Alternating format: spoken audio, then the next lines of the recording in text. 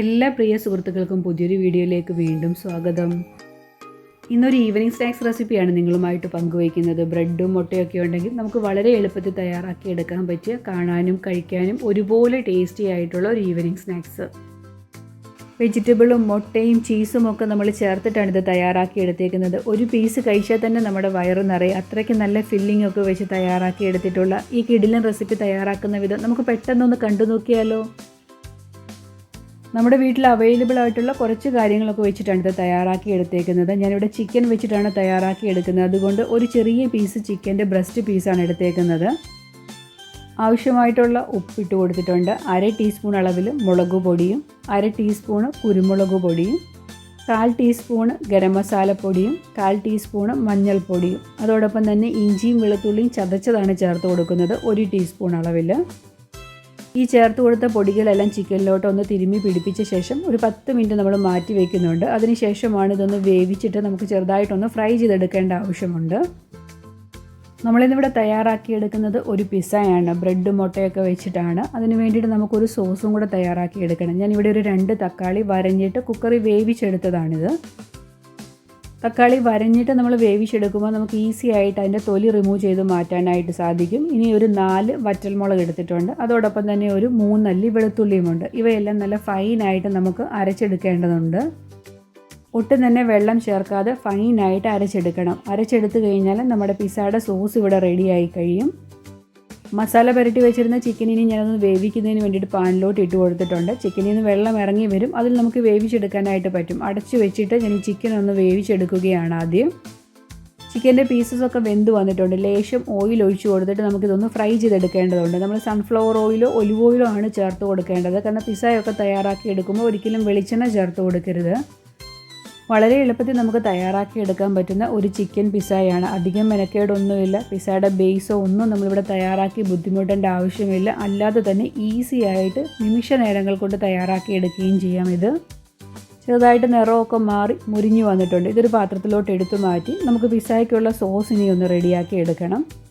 പാനിലോട്ടൊരു ലേശം sunflower oil ഒഴിച്ചു കൊടുത്തിട്ടുണ്ട്. 1 ടീസ്പൂൺ അളവിലേ ചേർത്ത് കൊടുത്തിട്ടുള്ളൂ. ഇനി നമ്മൾ നേരത്തെ അരച്ച് വെച്ചിരുന്നില്ലേ തക്കാളിയും ആ മുളകും ഒക്കെ, ആ അരച്ച പേസ്റ്റ് ഇതിനകത്തോട്ട് ചേർത്ത് കൊടുത്ത് അതിൻ്റെ വെള്ളമൊക്കെ ഒന്ന് വറ്റി നമുക്ക് ഡ്രൈ ആയിട്ട് കിട്ടണം.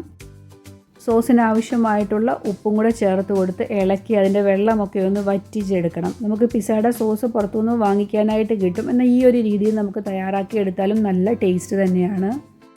വെള്ളമൊക്കെ ഒന്ന് വറ്റി നമുക്ക് പിസ്സയിലൊന്ന് പുരട്ടിയെടുക്കുന്ന ഒരു പരുവമുണ്ടല്ലോ, ആ ഒരു പരുവത്തിലുള്ള കൺസിസ്റ്റൻസിയിലാണ് നമ്മൾ ഈ സോസ് റെഡിയാക്കി എടുക്കേണ്ടത്. ഇനി ഇതിനകത്തോട്ട് നമ്മൾ ഒറിഗാനോ ചേർത്ത് കൊടുക്കണം. 1 ടീസ്പൂൺ അളവിൽ ഒറിഗാനോയാണ് ഞാൻ ചേർത്ത് കൊടുക്കുന്നത്. ഒറിഗാനോയൊക്കെ ചേർത്ത് കൊടുക്കുമ്പോൾ പിസ്സയ്ക്ക് നല്ല ടേസ്റ്റും അതുപോലെ തന്നെ ഫ്ലേവറുമാണ്. ഇനി നമുക്ക് സ്റ്റൗ ഓഫ് ചെയ്തിട്ട് 1 ടേബിൾ സ്പൂൺ അളവിൽ ടൊമാറ്റോ കെച്ചപ്പും കൂടെ ഞാൻ ചേർത്ത് കൊടുക്കുന്നുണ്ട്. ഇതൊന്ന് ചൂടാറുന്നത് വരെ നമുക്ക് വെയിറ്റ് ചെയ്യേണ്ടതുണ്ട്. പുറത്തുനിന്നൊന്നും പിസ്സയുടെ സോസിനെയും വാങ്ങിക്കാതെ ഇതുപോലെ ഒന്ന് തയ്യാറാക്കി നമുക്ക് ഒരാഴ്ചയൊക്കെ തയ്യാറാക്കി എടുക്കാനുള്ള ഒരു സോസ് നമുക്ക് തയ്യാറാക്കി ഫ്രിഡ്ജിൽ ചൂടാറിയിട്ട് സൂക്ഷിച്ച് വയ്ക്കാവുന്നതാണ്. കാരണം നമ്മൾ പ്രിസർവേറ്റീവ്സ് ചേർക്കാത്തത് കൊണ്ട് ഒരാഴ്ചയ്ക്കുള്ളിൽ നമ്മൾ ഉപയോഗിച്ച് തീർക്കേണ്ടതാണ്.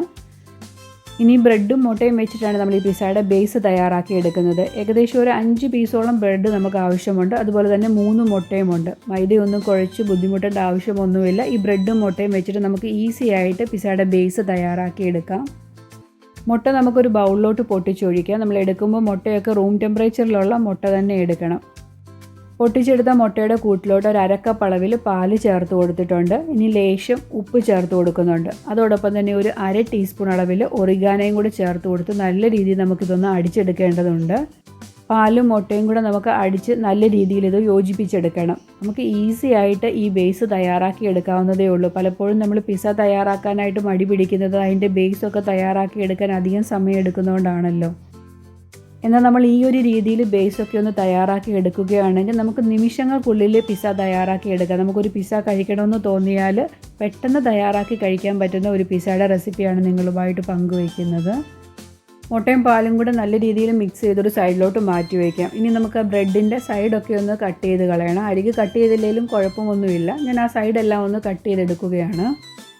നമ്മളിവിടെ ഓവനിലൊന്നും അല്ല ഈ പിസ്സ തയ്യാറാക്കി എടുക്കുന്നത്, ഒരു പാനിലാണ്. അപ്പോൾ പാനിൻ്റെ സൈസ് അനുസരിച്ചിട്ടുള്ള ബ്രെഡിൻ്റെ പീസസ് എടുക്കുക. അരികൊക്കെ ഒന്ന് കട്ട് ചെയ്ത് കളഞ്ഞിട്ട് നമുക്ക് നടുക്കൂടെ ഒന്നുകൂടെ കട്ട് ചെയ്തെടുക്കണം. കാരണം നമ്മുടെ പാനിൻ്റെ സൈസ് അനുസരിച്ചിട്ട് ബ്രെഡിൻ്റെ പീസസ് നുറുക്കിയെടുക്കണം. ബ്രെഡിൻ്റെ പീസസ് എല്ലാം നടുക്കൂടെ ഒന്ന് കട്ട് ചെയ്ത് വെച്ചിട്ടുണ്ട്. നമ്മുടെ പാനിൽ വെക്കാൻ പറ്റുന്ന ഒരു രീതിയിൽ വേണം നമ്മൾ ബ്രെഡ് കട്ട് ചെയ്തെടുക്കാൻ. ഞാൻ ഈ ഒരു പാനാണ് വെച്ച് കൊടുത്തേക്കുന്നത്. അപ്പോൾ അതിൻ്റെ സൈസ് അനുസരിച്ചിട്ട് വേണം നമ്മൾ ബ്രെഡ് കട്ട് ചെയ്തെടുക്കുമ്പോൾ കട്ട് ചെയ്യാൻ.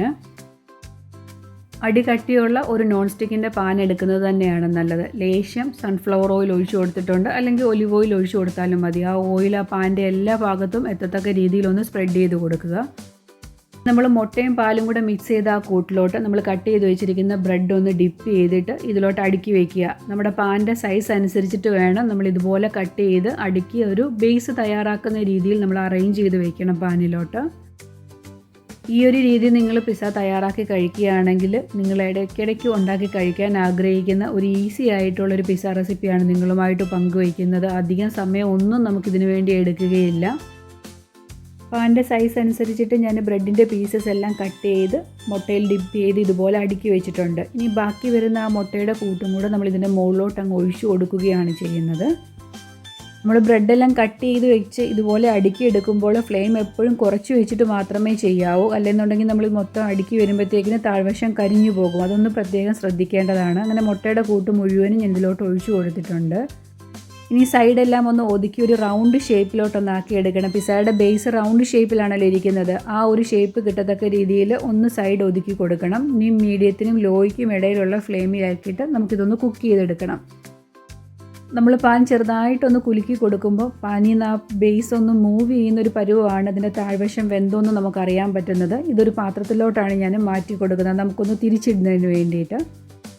നോൺ സ്റ്റിക്കിൻ്റെ പാനിലാകുമ്പോൾ അടിക്ക് പിടിക്കത്തുമില്ല. ആ വെന്ത വശം തന്നെ താഴെ വരത്തക്ക രീതിയിൽ, വേഗാത്ത വശം നമ്മൾ പാത്രത്തിലോട്ട് തിരിച്ചു കൊടുത്താൽ പാത്രത്തിലോട്ട് പിടിക്കും. അപ്പോൾ വെന്ത വശം തന്നെ താഴെ വരത്തക്ക രീതിയിലാണ് ഞാൻ പാത്രത്തിലോട്ട് മാറ്റിയേക്കുന്നത്. എന്നിട്ട് പാത്രത്തിൽ നിന്ന് നേരെ പാനിലോട്ട് തിരിച്ചിട്ട് കൊടുത്തു.